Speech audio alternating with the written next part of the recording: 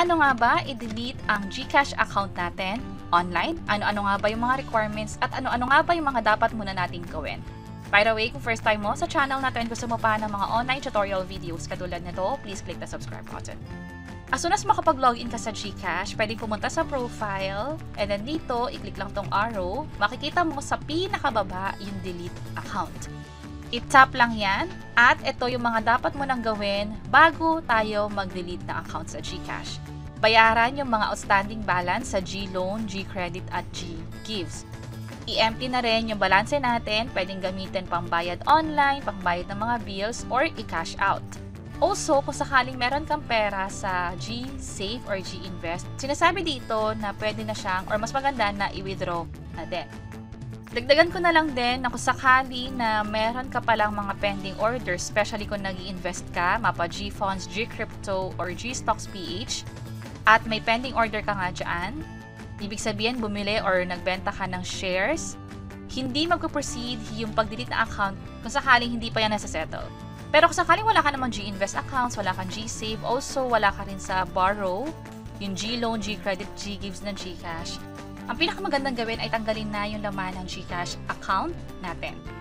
So, dapat dito, mag-zero out na to, pwedeng i-withdraw or again, pwedeng ipambayad dito online or i-transfer sa ibang bank account or sa ibang wallet.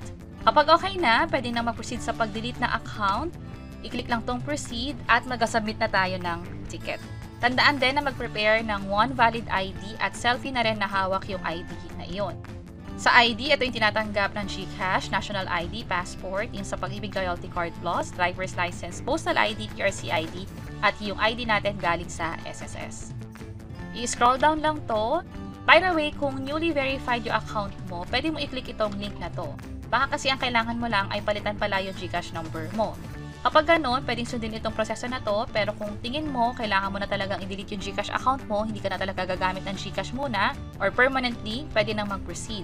May sinasabi dito na form, pero pag kinlik ko tong link na to, wala naman siya nagiging laman. Pwede nyo i-double check sa side ninyo kung nagkakaroon ba to ng form. Pero sa pinakababa kasi pag nag-scroll down, dito merong submit request. Ito yun, merong email address natin, yung full name mo na din, at yung cellphone number. May mga katanungan dito na dapat sagutin bago makapag-proceed. Bakit kailangan or gusto mong i-delete yung account? Andito yung mga pagpipilian.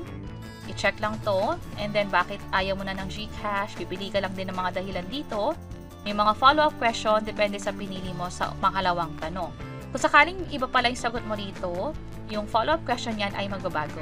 Then, dito naman, yung sa identity, pipili ka lang kung passport ba o yung ibang government-issued ID.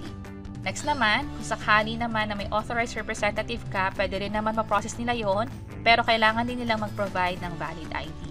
Kung walang representative, ang piliin na lang ay not applicable. Next, ito yung mga diniscuss natin kanina. Dapat walang unpaid balances sa GLoan, GCredit, or GGives. Mawawala din lahat ng mga transactions sa GCash, yung transaction history, mapa GScore, GForest, or piggyback man yan. I-check lang lahat ng ito para makapag-proceed sa next step. Tandaan na ito yung mga requirements na dapat i-attach dito sa pinakababa. Kung sakaling may mga karagdagang information, pwede siyang i-type dito.